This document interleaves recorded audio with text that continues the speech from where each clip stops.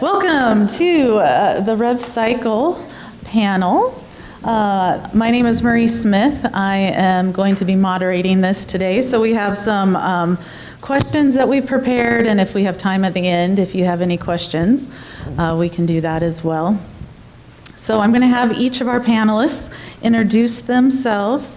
If you could tell us a little bit about where you work, your name, your career journey, and maybe a fun fact, and then we can get into it, and we can have Evan start.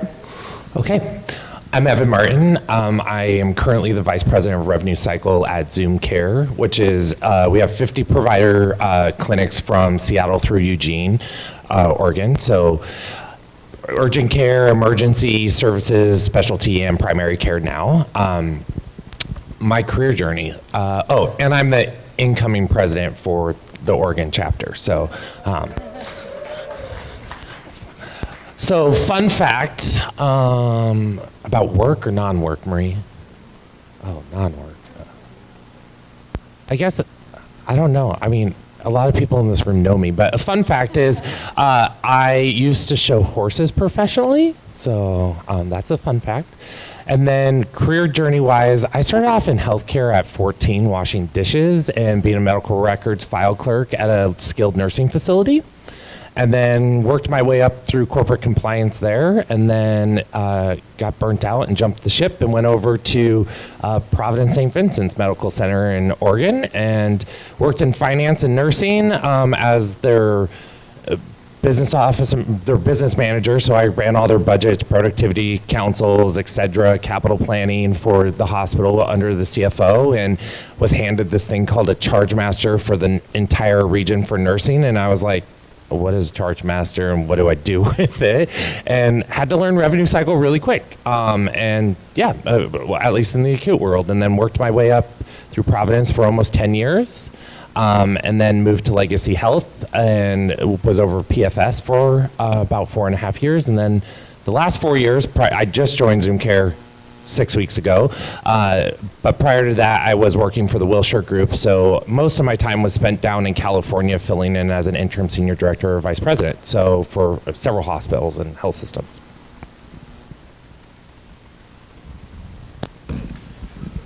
I hate to go after somebody that has a lot to say because I'm right to the point, but I'll try not to be boring. I'm Jana Simons. I work at Mid-Valley Hospital. I'm the director of Revenue Cycle. I'm struggling with a fun fact, but I'll give you this little tidbit. In high school, I was the Indian leg wrestling champion. So there you go. Born and raised on a cattle ranch in Washington State, and I'm actually back living on that same ranch, and I'm super happy about that and able to work in the same small community that I grew up in. My career journey actually started at a small family practice clinic when I was 14 years old in Tenasket. I was the morning receptionist and hand filled out the encounter forms for all of the patients coming in for the next day.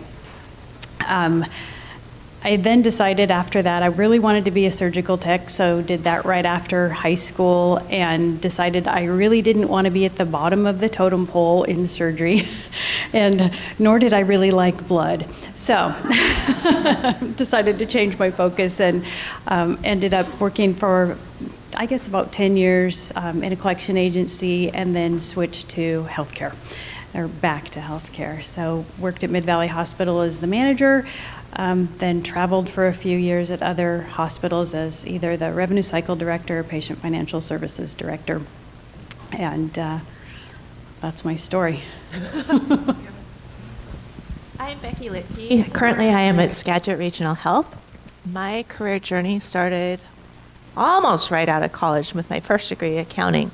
I got the opportunity to work at Pullman Regional Medical Center as a data entry clerk. The CFO had some data entry that needed to be done, and so that was kind of my first taste of healthcare. From there, I went to across the border to Moscow and worked at Gritman as accounts payable clerk. Then had an opportunity to do more broad-based accounting, and so I was out of healthcare for a little bit, and then I went back and got my master's degree. I can hear, yeah, it goes. got my master's degree in health policy and administration, which led my journey down to Cadlick, where I was charge master coordinator, oversaw nurse staff that were auditors, and from there went to Ellensburg, worked as a director of revenue cycle in Ellensburg, and now I'm regional director of revenue cycle at Skagit. Fun fact, I think my favorite hobby right now is diving with my husband. We get to go out and see octopuses, and we've seen wolf eels and all sorts of fun stuff. Okay, I hate the microphone. So my name is Anita Perez. I currently am with R1 RCM. My title is ridiculously long. I am the Director of Specialty Coding and Charge Capture. What does that mean? Do I do coding? Do I do charge capture? Yes. Yes, I do both. My specialty right now is cardiovascular and interventional radiology, which is a fascinating space right now in medicine. As Dr. Hirsch said, interventional radiologists are doing some crazy things in the hospitals right now, and it's impressive to be like on the forefront and seeing all of those procedures happen. My career is a little different. I had children very young. I was a stay-at-home mom, and one of those American Career College commercials came on, and I was like, I'm bored. So I went to American Career College, and I took a billing. Is it not working? Oh, is that better? So I took a billing and claims class. I had no idea what any of the words were that they were saying, but it just sounded like something fun to do. So I took that class. My very first job was at an ambulance company. My first day, they handed me a docs matrix report of uncollectible AR. I found a passion for telling insurance companies they're going to pay me or I'm coming to knock on the door. And that is just kind of how I dove into revenue cycle. I had a passion for collecting money. I was like, you can't tell me you're not going to pay me. You're going to pay me. And so from there, I have had a lot of different roles in revenue cycle. I have worked at UCI for 10 years with the head and neck and plastic surgery groups. That was my first big people job. You know, it was my first one that they trusted me with everything. I've been at Optum. I was at Providence. My passion is mental health. I just wish that I could work in that space. I've multiple times in my career gone and tried a mental health job. I've had to leave. I have decided it's better for me to volunteer in the mental health space because working for that space really can mess with your mental health. That group is, the people that work in that space are special. And so then I ended up back at Providence, and through acquisition, now I'm with R1. A fun fact about me, I'm an avid cross-stitcher. Okay, I said it publicly. I love to cross-stitch. I have been cross-stitching since I was 15 years old. It's something my grandmother taught me, and I was a wild teenager. So whenever we would do stuff on the weekends, or whenever we'd go camping with her, she's like, I'm going to teach you to do this because I need you to not be an out wanderer in the campground. And so I've just kind of stuck with it all this time. So it's just something I do to chill at the end of the day after a stressful day. Does this work? Oh. Hi, everyone. I am Cynthia Shooter. So I am currently the Director of Revenue Cycle for Summit Pacific Medical Center. So we are a small critical access hospital in Elma, Washington. So if you go past Olympia towards Ocean Shores and you blinked, you passed us. So we are growing. We are a 10-bed hospital.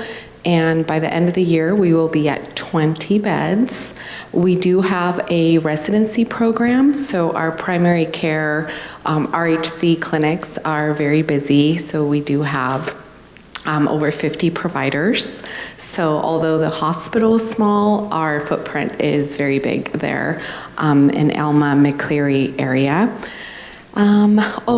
My journey to healthcare. Revenue cycle is hard, I'm sure everyone here knows, and a lot of people don't even know what it is, so I get asked all the time, what is it? And I just say, it's business operations from the hospital, but not finance. So I actually started at a consulting nurse for group health. and answering the phones. I did not know anything about healthcare. I got the job. The manager literally told me, I am only hiring you because I know that you are in college and know how to read. So read this matrix and just follow the instructions. So that is how I got into healthcare, and I had some really great mentors to talk me into staying in healthcare and advancing my career on the business side, and went and got my master's in business administration with focus in healthcare, so just kept staying through that. And I was at Group Health, now Kaiser, for almost 10 years, and then CHI Franciscan, who keeps changing names, / Conifer, their revenue cycle, and then I've been at Summit a year this week. Fun fact, I love rock climbing, and a couple months ago I would have just told you I'm a hiker, but I went hiking with my 78-year-old mother, and I had to stop before her, so I am not a hiker.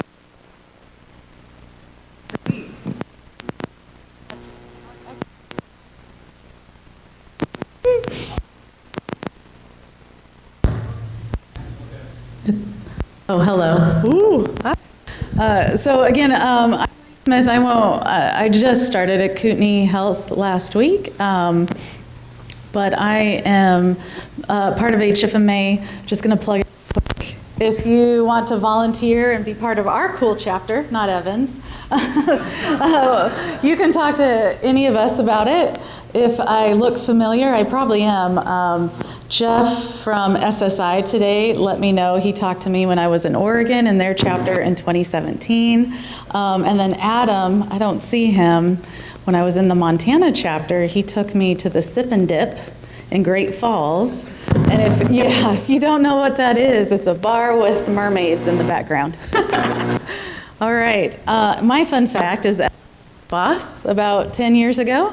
I don't have to suck up to him anymore, but I think I still do. All right, let's for someone starting out in rev cycle.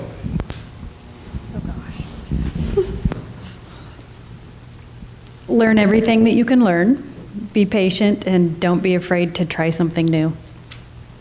That's probably the best thing, because sometimes the path that you didn't pick as your first path is the one that's going to lead you to the gold.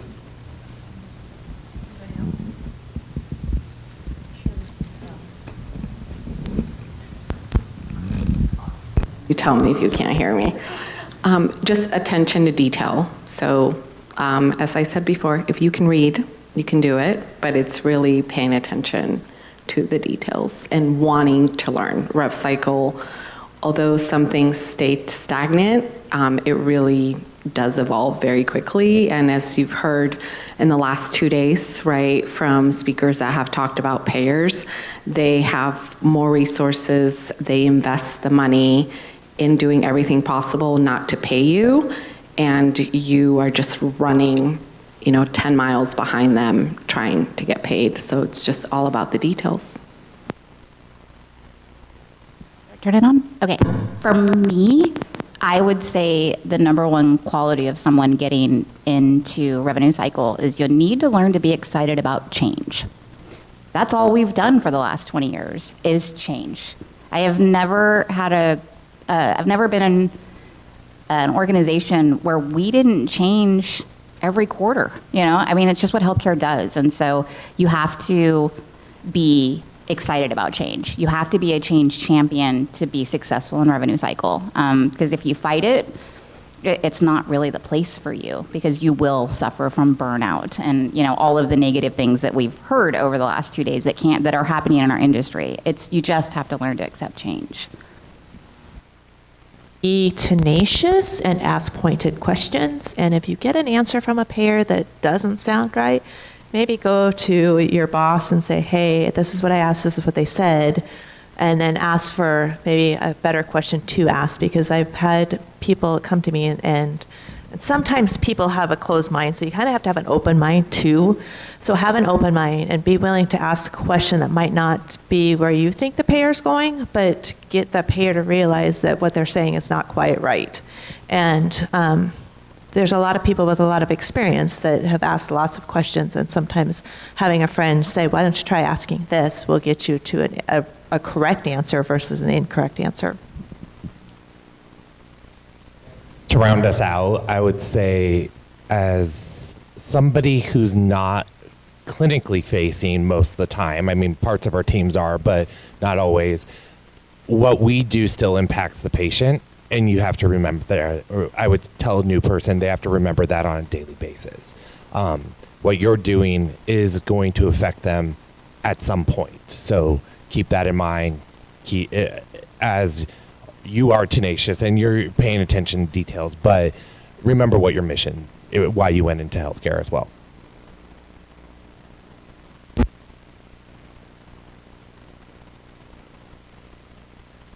Oh, I can. Okay. When hiring, what qualities and skills do you prioritize in candidates, and what competencies are essential for a successful rev cycle management team? Becky, you want to take that one? You look for people who are good at asking questions, who have a positive attitude, and oftentimes when I look at a candidate, I think about the current team that I have and try to picture them fitting in with a current team. And we have different groups, and so sometimes a candidate might work well with my Medicaid group, but not my Medicare group. And so when I'm interviewing, I actually envision where I could see that person fitting into my team. And if I can't see them fitting into my team, they're probably not the candidate that I'm going to choose.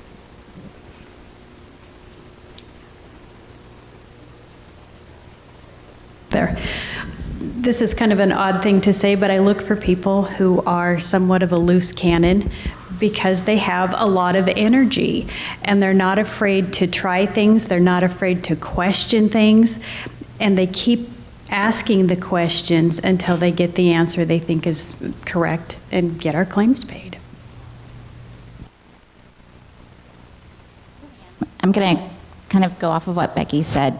Fit into your team is very, very important. A lot of things in revenue cycle can be trained, right? You can train people to do a lot of what we do. There are some things that take years of experience, right? And so if you're hiring for one of those roles, that is going to be a factor. But what I always look for when I'm interviewing candidates is, are you going to add value to the team, to the family that I've built? You know, are you going to add value to the home that I've created for the people that work with me? And so that's always where I start, because I feel like I can train anyone to do anything. I just need them to be able to plug and play with my group. That's super important to me. Agreed. And with that, really, it is teamwork, right? Even if you're a biller or a coder and you have your accounts for the day, there's still going to be that time where you do need a coworker, you need someone to ask and bounce the question. So you need to be able to have that rapport with the team, right? And with that also, I would say in today's labor pool, it's really the ability of picking up the phone. Everything has become so automated that we think we can just sit there on Teams and chat all day long, but you know, sometimes it really does take that phone call and not being afraid to call the payer and sit there and say, no, you did give me authorization. Here's the authorization, right? Because you can only fight with a computer for so long of you keep inputting it and it says, yes, authorized, claim denied. So it's really that ability of, you do have to communicate with a human. It's not just being on your computer all day sending, you know, Teams messages or working on a payer website. For me, I agree with all of you. And the way I go about looking for somebody on my team is really about, I ask one question at the end of every interview. Everybody has a group of employees who are going to love them, and everybody's going to have a group of employees who hate them. So what are your strengths and what are your weaknesses that the opposite would say? Because your employees who love you are going to tell you what your positivities are, but really you want to know what those negative ones are. And if they aren't able to answer the question to some extent, that means that they can't self-reflect about their own work on a daily basis to say, what would I do differently the next time? So I remember asking Marie that question when I interviewed her. and it really is, I mean, it really does come down to that of being able to say, can I reflect on, oh, today was a bad day. What do I need to change tomorrow? How can I approach that payer different? How can I approach my team member different and apologize to when I made a mistake?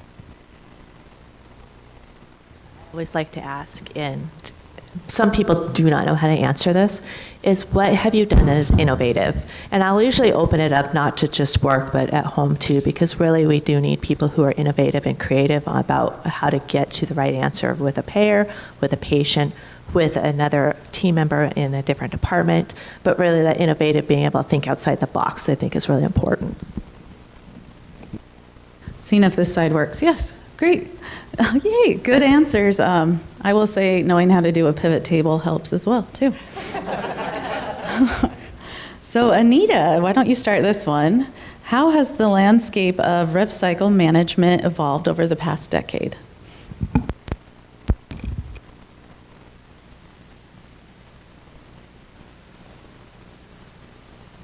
These microphones, I told you. How has it evolved? I mean,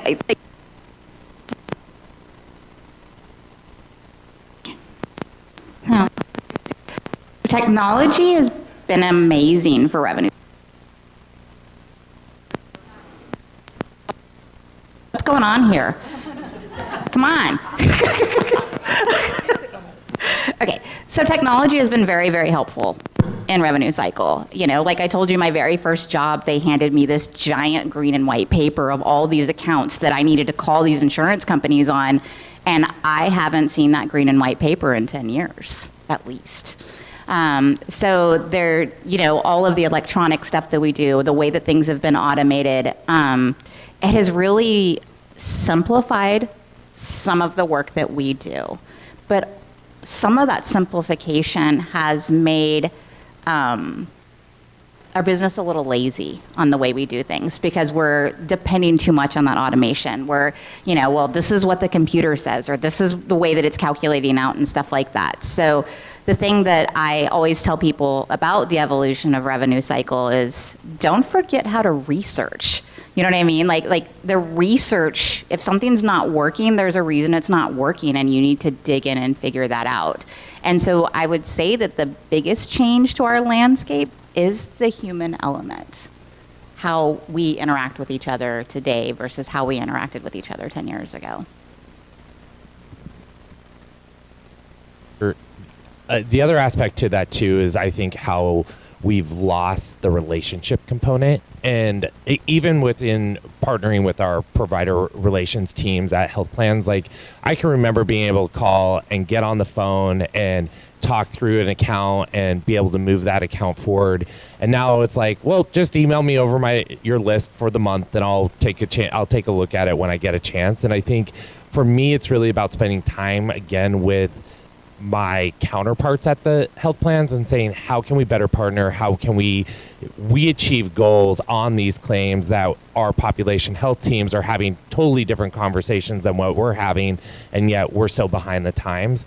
And I think part of that is related to technology. I also think it's partially related to we're all getting staff who are burning out and we're retiring and budget cuts and things of that nature. So I think with that, and with the automation, it's like, hey, you need less people. Well, you do, but then you need to change the skill set of what those people are. And I think that's what's really coming more to the forefront on a daily basis for us, is how do we change that portion of the conversation.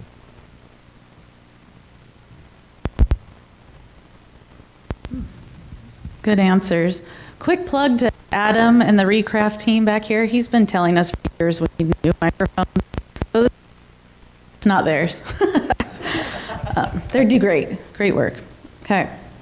All right. Cynthia, are you ready? How can data analytics be utilized to identify inefficiencies and opportunities for improvement within the revenue cycle? Of course, data is everything. We've heard it in plenty of presentations the last couple weeks. I think the biggest thing for RevCycle, from my perspective, because I was director of denials for a few years, it is with denials data, right? Really looking and segregating not only your payer and your basic things of provider, CT tests, or diagnosis code, all that, but at the same time comparing the data with Washington State. I don't know if any of you are familiar, but we now have Hive, which is taking all the claims data from all the health plans and all the hospitals. So you can really see, oh wow, this health plan is denying 90% of claims to everybody, not just me, right? And really taking that as a collaborative approach with all of the other hospitals and, hey, X-payer, I don't want to call anyone out, we see you're denying 90% of your emergency department visits, and it's to everybody. It's not just to my hospital. So really working and partnering and looking at that. And of course, within your own facilities, working with all the teams. What I like to tell all my clinical managers is this is a team sport.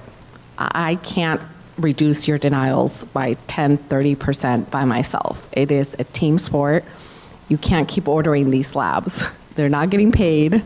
You're ordering labs that are already in a panel, and then you're ordering extra. So it's really just looking at your data, and I think for coding as well, there's so much there in analytics that you can gather on chart documentation and how to improve that.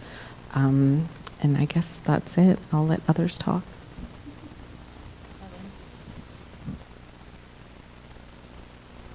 Say, to the point of denials, right? I think, and to your point of how do we collaborate, and I think taking our data from revenue cycle and taking it outside of revenue cycle is the keyest function for us now, especially with the higher increase of denial percentages that we're seeing. So it's taking the Hive data. I do love Hive. I think it's a great aspect, and it gives us all power to be able to see. I think it's also taking our HFMA data too, and taking MGMA and all the other different associations and grabbing that to say, how are we benchmarking against each other? How are they rating us against each other, even those associations? And then coming back and saying, okay, where does that play in the field? And then targeting, how do we go and talk with our clinical counterparts about that? That's what I'm doing tomorrow, actually, is going to go talk to the clinicians and say, here's your personal data. I get a 90% error rate on my coding side. I'm getting a 26% denial rate for you, Dr. So-and-so. And let's talk about words that you're choosing to put in your clinical record that actually cause that denial. So it's having that willingness to be able to go out to them now. And I think, we're so data driven. It's now, how do we put that back into a model that's easy for somebody else to understand so that they don't need all the levels of the data behind it. So need the numbers to get people's attention. And if you just say, yes, you have 20 denials that are totaling $1 million, when you get to the $1 million, and then you can say, this is what needs to change. So then we get their attention. At least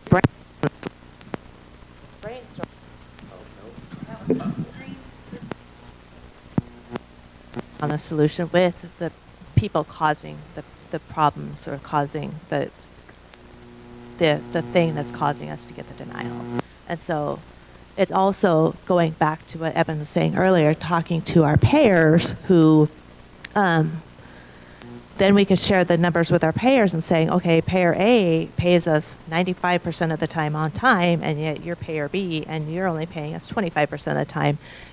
Being able to engage that as part of our conversation to help them see why we're frustrated and hopefully get some answers back that will be helpful to our processes on both sides. Knowing and quantifying what your top 3 denials are and how to implement the changes to remedy those. And also making sure that you know what the dollars are associated with those, and then not being afraid to go back to your staff and show them and teach them how we prevent those. Yeah, for me, data is, I use it a little differently because I'm not currently working on the denial space. So I'm really kind of like having front end conversations with data. And so one of the things that I do every single week is a missing dictation report, because I have doctors that like to operate. They don't like to dictate, right? Like nobody wants to do the dictation. So, I have some heavy hitters that they'll disappear for weeks and I can't get their dictation done. So what I've been doing with that data now is I have started sending that data to the CFOs at those hospitals and say, hey, if your department's low on productivity, it's because your physician's gatekeeping your records. The physician their team does their billing based off of whatever they do their billing. His billing's not held. But you, as the hospital, because we're not really holding them to the standards that medical records sets up for them. We let them get away with things because we want our physicians to be happy, but they're costing you millions of dollars in very expensive services they're providing. And so the data to me is probably the most important part of my job, so that I can show the financial impact when physicians are allowed to get away with things. That the mentality of keep our physicians happy that hospitals have, there has to be a cap on that. There has to be okay, we've done everything we can for you, but now you're costing us money. And so it's helping the CFOs be able to have those conversations with those physicians. And so that's how I use data now, and I think that it's really impactful information.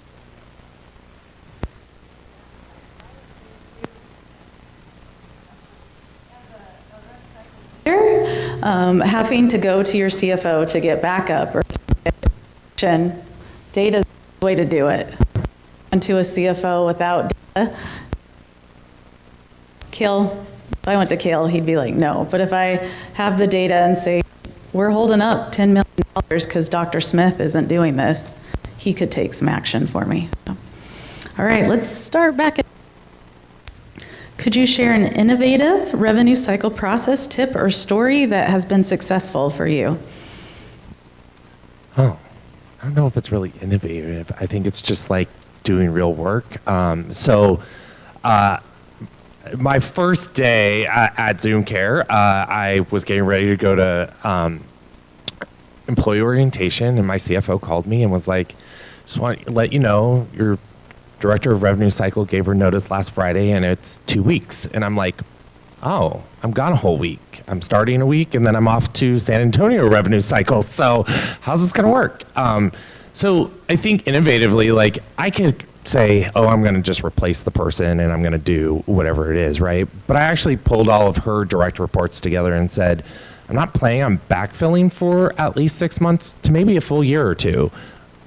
What do you guys want the revenue cycle to look like?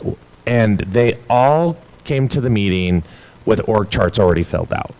And what they really had been already asking for, and they're like, we were trying to get this, but we weren't getting heard. So that's what we're actually proposing next week to the executive council is here's what they would like to have, and if it doesn't work, it doesn't work, and we reinnovate it and make changes as we go. But it's really giving that power back to the team to be able to say what's working, what's not working. You guys are closest to it. And I think being a new leader at an organization, a lot of times, even myself, I remember doing this earlier in my career. Becky was there.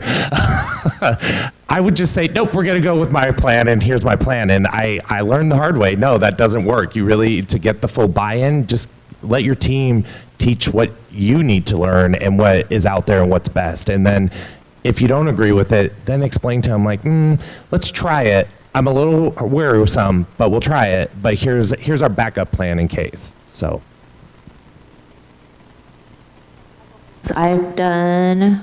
I started in an organization that was sitting at 100 days in AR because they'd gone through a system conversion, and I started a month before the end of the year. And so when I was looking at the data, I was realizing that the Medicare claims weren't being paid, and part of that was because they weren't being coded. And so I approached my coding director at that hospital and said, hey, if you get me the Medicare claims within the next 2 weeks, we'll have payment before the end of the year. So I really took an active approach to chomp off as much as I could in that 2-week period so that we could reduce our AR days for the end of the year, better place than we were when I started. And then with that same organization, I took the team. The way they had split up the work amongst the business office team members was a little bit different than what I was used to, and it wasn't working really very effectively. And so I actually sat the team and said, hey, this is what I'm proposing. And I asked them to give me their top 3 preferences in order of preference that they prefer. And what was interesting is I had had enough time with the team that I could picture each person in a certain role. And after I had them give me their options, it actually panned out exactly how I had it in my head, which was awesome. But they were all really hesitant to make these changes. And so what I told them is, this is what I want to try. We're going to try it for however long. If it doesn't work, we'll come back to the table and start again. And being willing to really listen to them, but implement the change that I felt was needed, and then make sure that they were confident and comfortable that if it wasn't going to work, that we had another plan. And so really just ensuring them that their voices would be heard. Innovation, and it's fun to implement, but sometimes it's really tough to get team buy-in with that because it's fear of the unknown. And one of the things that I always say, if this doesn't work, we're going to try something else, but let's try this. And typically I'll pick a champion from amongst the staff on whichever initiative that we're trying to roll out, and so then they get to be personally responsible. I'm pretty good in the background at kind of working with them and giving some good ideas and tips of what they should be looking for and asking for. But if they have a piece of it, then it seems that it's more successful in the end, and they're really proud of the results and more likely to be engaged in the goal-setting process. Okay. Not really innovative. Well, some may look at it. I just see it as just making it easier for providers, our physicians.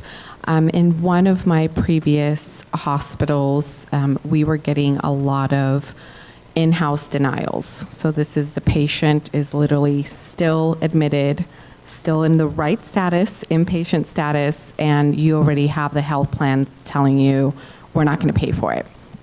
So we did a pilot at one of our hospitals, and really close collaboration between myself, RevCycle, and our UR department of, what can we do to get ahead of it. Went to our CFO with data and got approval for a pilot program where we had an MD that was part of our department 100% of the time. And what we would do is all the UR nurses would prep for the peer-to-peer. So you think as a provider, right, they can just get in there, but it is a skill set. And what we found is there's, you have to find that niche of those providers that really like to fight and argue with another medical director. And there are the ones, right, that that's not what they want to do. But the ones that really want to do it, the more you give them. So we came up with, right, these packets of here's your patient, here's a HMP, here's a prog note, here's all of this. We had designated between a group of what is, the top things that they're going to need as they're on the phone for just 5 minutes trying to fight, a $40,000, $50,000 claim. And the providers loved it. And we had more and more that would call us and say, I want to dedicate one day to taking phone calls and just fight with payers. Of course, they were getting an incentive for that, but just to have that, and all it took was us making a packet.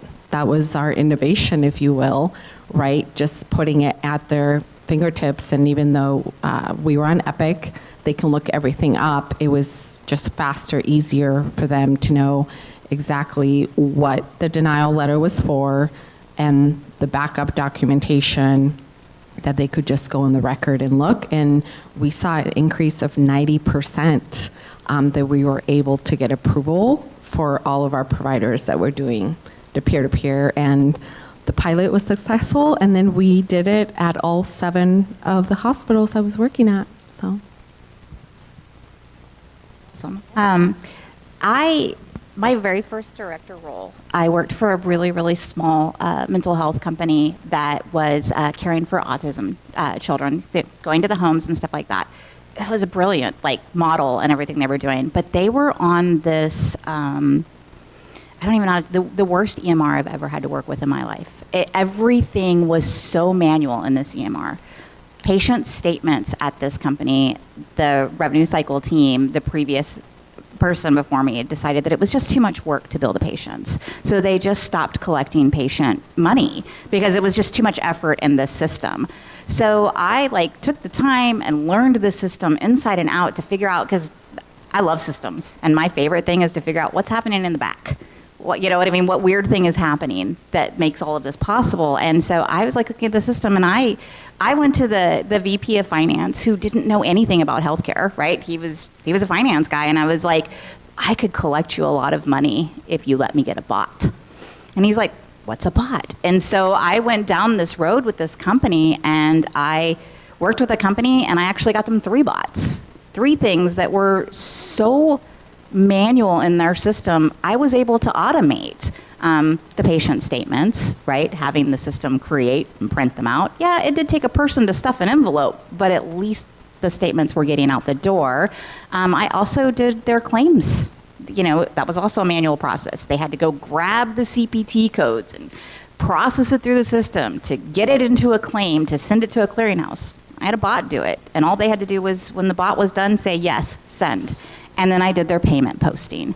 And that, for me, that was such a big thing in my career, because I took something that was so broken, and I was able to innovate that company to the next level, that within 3 months of us implementing the bots, their patient collections went up 100% because they had none. And so that was just a really good way to innovate a company that's behind in the times. Because they're still out there. There's still companies that just aren't technology up there. I'm looking at Evan too. A lot of us are on Epic, and they give us a way they want to do things, or how things should work.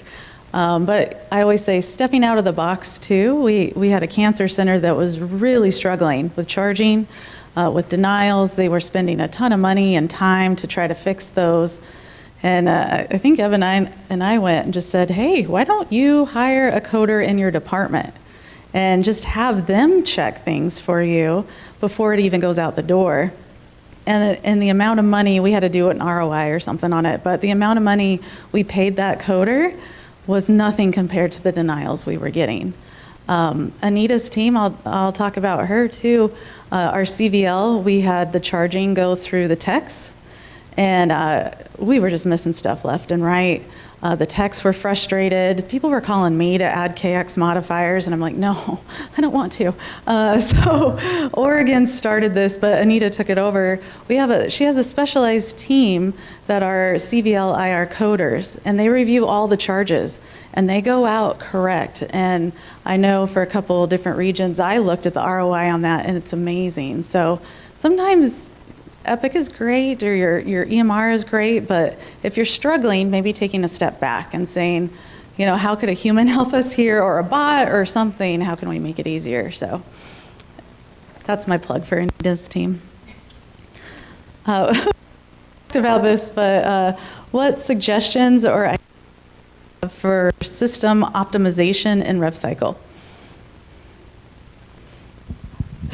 bots, do them. I mean, everybody thinks that if you put a bot in place that you're like, people are going to lose their jobs. That's not true. You put a bot in place and people have an opportunity to do things that are a part of their job that they've never done before because they're spending all this time in a manual process. I think that people are like, AI is going to take over. I think that AI is going to be amazing for our piece of healthcare. I think that we're going to be able to automate things that are manual and use our human resources for actually getting work done. Going a few weeks back and looking at it from a consultant lens in that perspective, that's the first question I always asked the team that I would go in and be an interim leader for is like, who's your business partners? What automation are they providing you, or what are they leveraging, or can we leverage their technology even further? I know my one of the business partners that I was working with at my last organization, they were sitting there going after our low dollar, and I'm like, how are you collecting all this physician low dollar so fast, and my team can't get the big dollars that are usually the easy ones to get in and out and collect on? And it was that. I mean, they were leveraging AI to come in and say, okay, here's the ones that we don't think we're going to win, so let's put those off and send those back to my team to say, hey, what do you want us to do with those?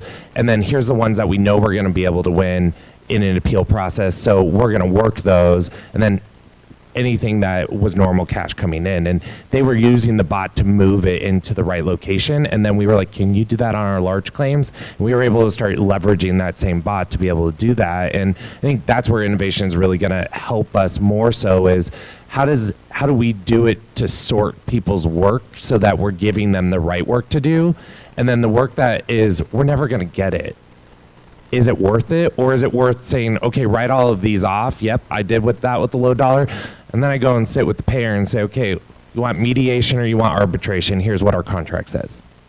And I think that's where we're having to get more and more in leveraging that type of aspect. Anything that can reduce human error is a step in the right direction. So posting is the one that comes right to my mind first, is having electronic remit. And so number one, it speeds things up so much. And number two, you just don't have the human errors that you would have if you were manually posting. And also things like texting or dialers, those sort of things that you're just going to make more contacts with your patients than a human can actually sit and do during an 8-hour day, and gives the other staff the time to do things that the computers can't do and the bots can't do.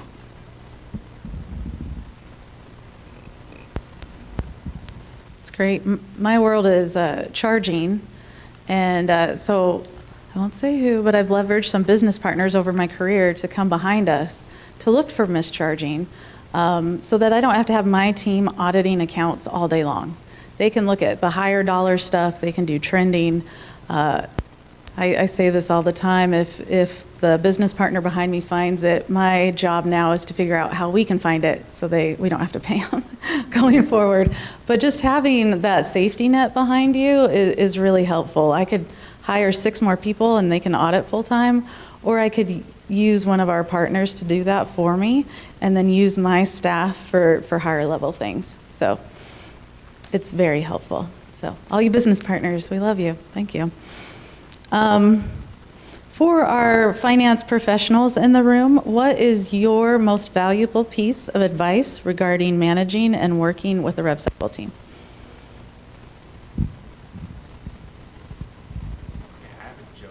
Just do what we ask you to do. I mean, I think the biggest thing is we're going to bring it, remind us that you don't know what our world is most of the time. I mean, I think a lot of people go into it as, hey, I know it, and you know what the end result is, but we don't do a good job of explaining, like, how did we get to that end result? What were the hiccups that we ran into? How do we break those down? So I've noticed more and more, like, invite them to come and shadow your team so that they can see what are those barriers. Our CFOs get it because they hear it from us every day. But I think like when you're talking with your staff accountant who's going to be working with your department or setting your budget, they don't always know what you really do to be able to see all of that. So sometimes even just inviting them to come shadow your teams. So much of my life in healthcare has been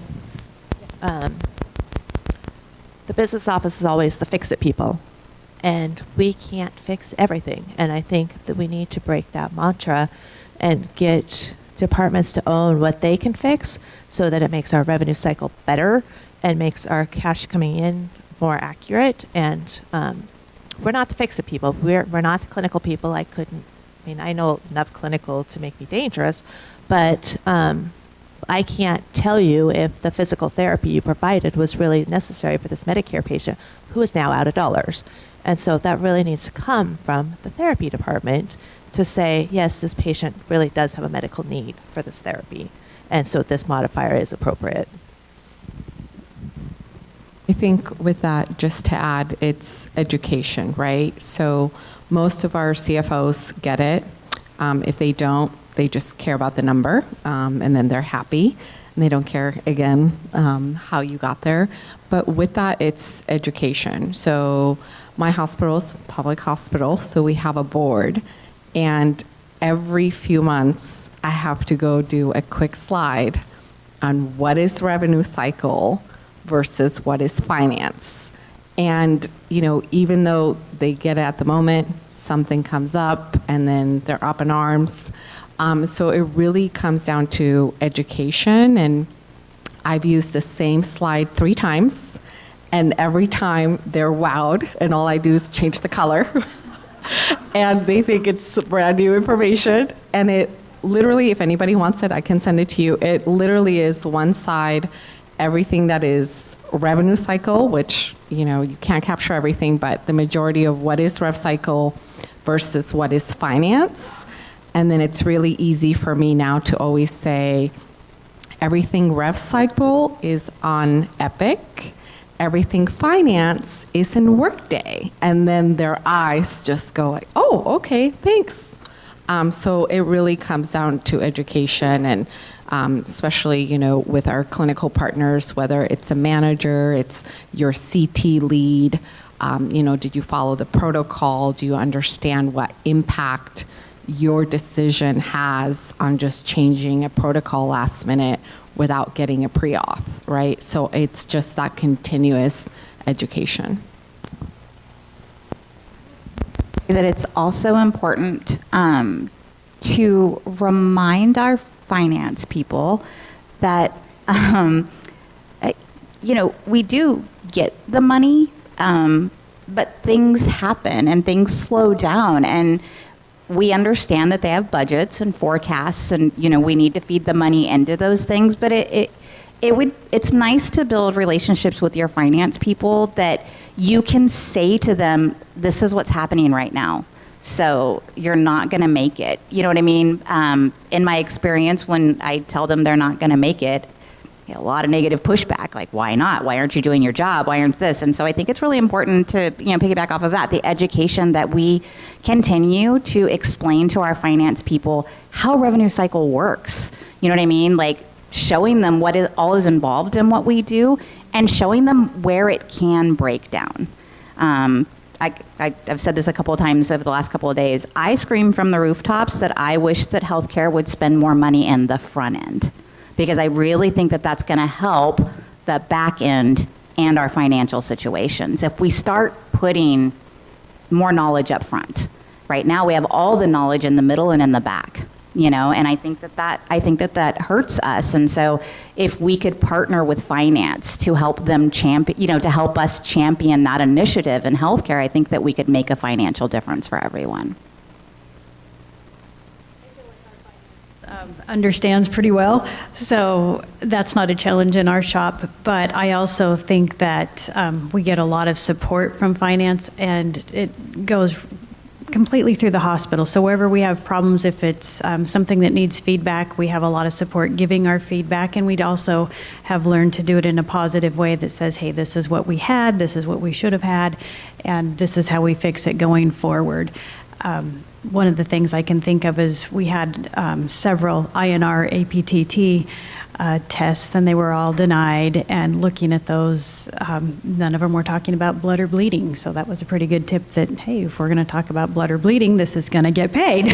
And so I don't even think I've seen one probably in the last 6 months, but that was a pretty good tip. You know, things like that. And just, we also have team rounds, which that is immediate feedback, and we talk about the placement of the patient within observation or inpatient. Did they meet interqual criteria? If they don't meet it, what would it take to meet it? You know, if you check this box and we have this documentation to back it up, this is what we get. Without that, it doesn't, you know, do we have orthostatic pressures? Do we have blood tests? Are we giving IV meds? Are we on oxygen? You know, we all got it that they're sick, but what are we really doing for that patient? Where did they fall? Get the feedback. And then our whole staff is really kind of energized with understanding what level of care that we are looking at, and the feedback goes across the board, and we get less resistance if people know and understand what we're asking them to do. You guys are going to love that I say this, but when things go south, it's always billing, right? Always. Always billing. So I want to go back on the education piece, because CDI, rev integrity, coding, all these are words that people don't get, but they all think it's billing. And so educating, you know, we're having a problem here. Let's go to this team. My new team, I said, they said, we're not coders. I'm like, I know you're not. You're chargers. We're revenue integrity. So just keeping that education, and that will make all of these guys a lot happier so they don't get it. Awesome. So we have some amazing experts up here. We've got about 10 minutes left. I know they would love to take any questions anybody has. Fun stories. Sean, you've got questions? Yeah. Yes. All right. Back there.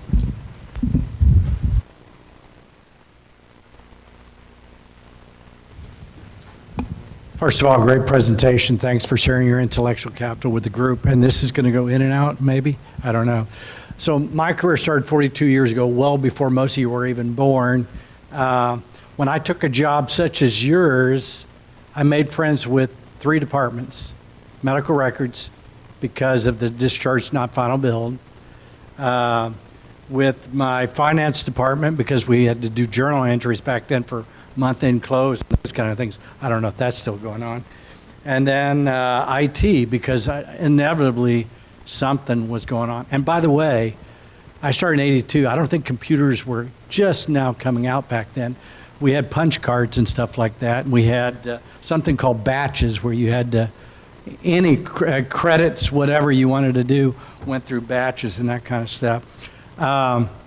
When you guys first started about how to hire people, when I'm in a hiring position, number one, I look for a servant heart. That tells me a lot about that particular individual. And then my last question, unlike Evan's, was like, and they always looked at me strange, do you signal when you're driving? And this is where this goes. Do they have communication skills? Are they thoughtful of others? In other words, team players. And then do they, law, so policies and procedures. It kind of ties in to those particular areas. I started so long ago that we had something called card embossers, where you would to get the patient's name and all that went on a face sheet. It was a 5-part carbon copy, medical records, the doctor, et cetera, et cetera. So things have come a little bit from then. A green and white bar paper to look at my ATBs and stuff like that, figure out where were my problem accounts, all that kind of stuff. And we had something called DOS. It was a DOS-based Lotus 123, and you were lucky if it stayed up. So things have come a long way. We had something called Mikado, which I think went to IDX Siemens, and then I guess it's a derivative of EPIC, but I applaud all of you. And Evan, I've seen you grow when you work with Terry and Amanda, and you've come a long way, so it's great to see you. The one advice I have is always be mentoring, succession planning, so that you're always going to be strong there in your department. So, and I applaud you all for what you do each and every day.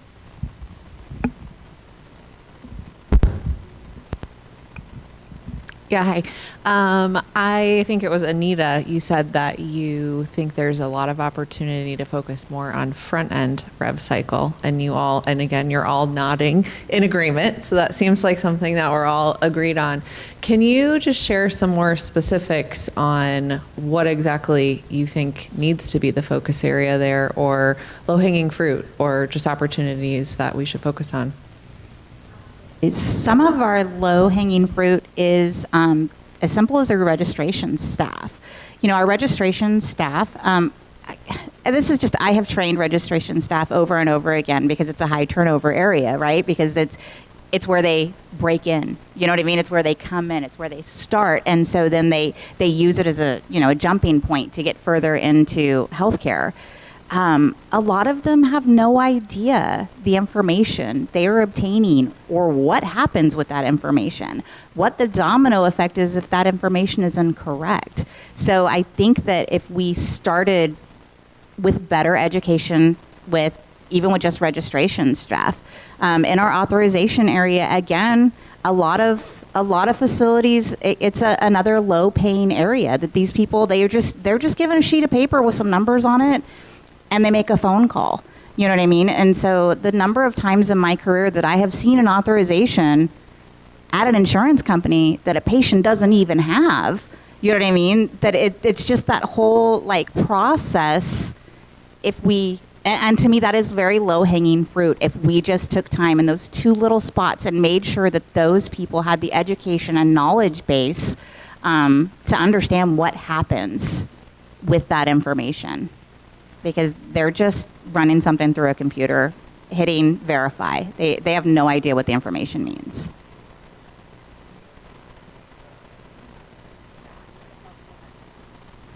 I was going to say it's important for us to flip revenue cycle on the head and say, okay, we need to do career ladders in our front end area where, yes, we're going to need to have staff that come in as I'm brand new and I'm entering in it, but we need that in all of our departments, to be honest, and taking a risk on somebody who you can build up. I mean, I can look back at somebody, I was like, I need an administrative assistant, but I need a project manager, and they went off to be a senior project manager at Providence, and now is at Cleveland Clinic doing amazing things, and took a risk on somebody who knew nothing about healthcare or nothing about that area. And I think we have to still do that.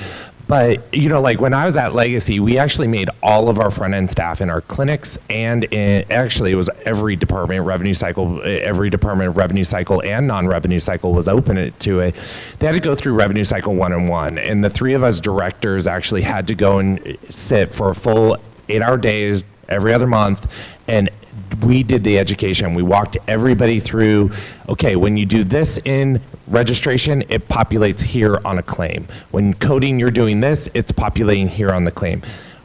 Billers, when you're seeing these errors, this is what you're seeing. And then even our cash posters, okay, well, you posted this, but this is how it's coming back to the rest of the team. So we're walking them through all of that. And that helped, but it still doesn't get the accuracy rating up and where we need that for the denial prevention. And I think part of the reason we have a lot of turnover is we're putting the higher dollars into our back end or into our mid-cycle, where I think we as leaders with those working with HR to get that career ladder component, that's an aggressive career ladder. I mean, I've talked with other organizations where if you're not moving into a ladder 2 within your first year, then they're evaluating, are you actually the right fit still for the organization or not? And having to have that hard conversation with HR of like, how are we now working with this person? Because that whole ladder portion is self-education, but also group education and moving them up through that. And if they pass level 2 within the first 6 months of their employment, then they move into that level 2 pay. They don't have to wait for another year for that, or wait for a position to post. So yeah, I've seen that throughout the nation starting to come into play in the front end to be able to address that. But that's why a lot of people come for a year or 6 months and then they jump to another department, because that progressive quick pay growth isn't there in that front end. And I think if we change that, it'll help. To add to that, right, with patient access, it is entry level. You just need a high school degree. And to Evan's point, right, we can train you. So yes, we can train you, but it's still entry level, and they want to move up fast. They want to make more money. So it's just really partnering with your finance department. So recently, at my current organization, we just finished contract negotiations. So as our HR speaker spoke today, for contracting and really for that retention, we're doing bonuses for patient access positions. So those are the entry levels of you have to stay there for a year to get so much. And then with that also, right, we gave them a very high race that they were shocked, but it was right for that retention and that recruitment, because it is an important job. And, you know, to your point, it really is about the passion, and it's hard to find someone that wants to be there for the patient, and it's not there just to get a paycheck, get trained on Epic, and then go make $6 more at a different hospital, right? Which is what continuously happens. So there's strategies that you can do for that, but unfortunately, it does come down to, aside from EVS, it is the entry level of how you get into a hospital is through patient access registration.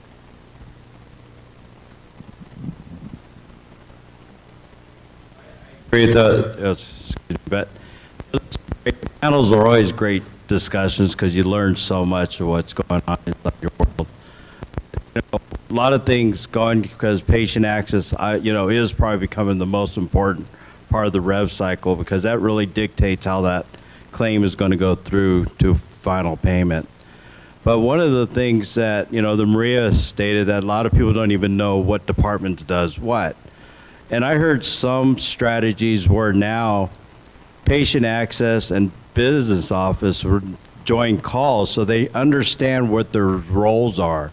So once they understand, that's what I can do to make your process easier, or vice versa, because you don't want it to go back office. Now they have all this work that's just piling up, and their queues are, and then now they're pointing fingers at patient access. They're not doing the right job. But are you guys doing strategies where you're having departments become more collaborative so they know and understand that what your role is, so they can help each other out? Alan, I just implemented that last week, actually. So all of my leaders, they were already meeting, but now they're pulling all of their super users and project lead in their team leads together, and they're actually coming together to work through, like, okay, how are we going to rewrite these workflows? And instead of having each of them have their own workflow standard operating procedure, they're now making joint standard operating procedures for the full cycle of that element. So, and then they're taking it one step further now and looking at, like, how are we going to implement this denial component too? So if a denial comes back, do you want us to send it to you? Do you want us to do the first pass of it? Who wants to own it? So they're even starting to talk about who's going to own if an error does come back to take that correction steps.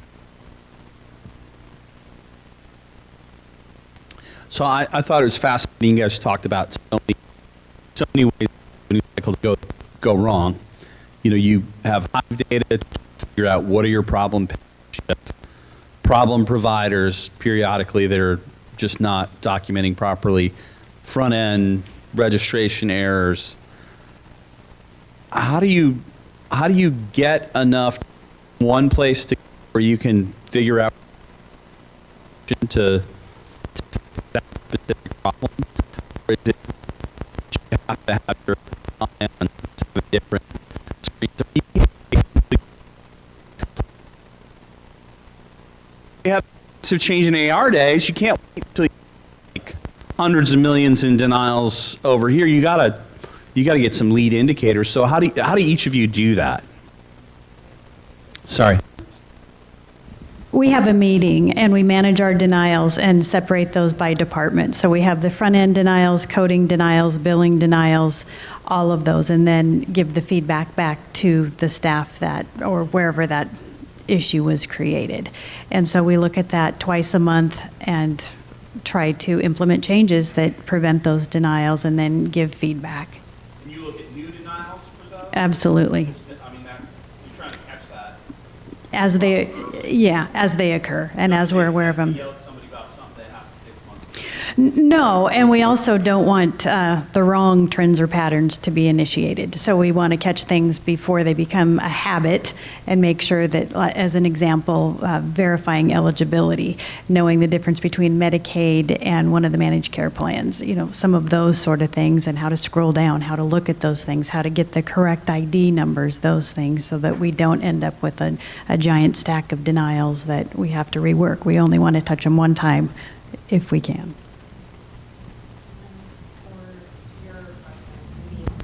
Leading indicators, right? So my EMR is Epic.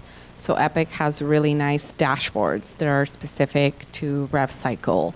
So you can see at a glance who's holding, right, claims candidate for billing. So why aren't those going to billing? So what's happening there? What's holding and coding? What's holding in a registration error that's not pushing to the next? And looking at that, I look at that every day, all day. And with that, right, it's coming up with strategies of, to Janice's point, like, who are you talking to? Who are you communicating with? And one thing that we recently implemented at my hospital is physicians are very competitive. So when you're showing their scorecard, things happen, right? So we just started a few weeks ago where we're sending out the report of the discharge not billed that is holding because of a provider. So either they're missing documentation or they're not answering the coders on their physician queries. So sending that out, and it goes to our executive team, all of the leadership, all the directors, all the managers, and then the senior medical directors get it. So now I'm getting a lot more providers saying, hey, why am I on the list? And it's like, hey, you have 20 unanswered queries. They're in your Epic, right? But now that it's visible, they're working at it. And it's, I got a call the other day of, what do I need to do to not be on this report?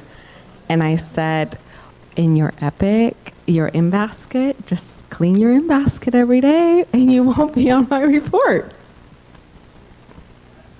Not on an Epic shop, actually. And reporting is a nightmare in the solution that we have. So we've really gotten to pull in our IT counterparts to help us build out some Tableau dashboards that are live on a daily basis, pulling that data. It's been a little complex to get, 6 weeks in, and I'm already drawing dashboards on paper and saying, hey, I need these metrics in this, but they're building them out. And then I think it goes back to saying, okay, what business partners can I leverage? I'm not going to have them go build me a denials dashboard. I'm going to go find the business partner that I can run my 835s and 7s through, and then have them give me a dashboard to focus in on that. So I think for me, yes, you have to be able to leverage all the different tools.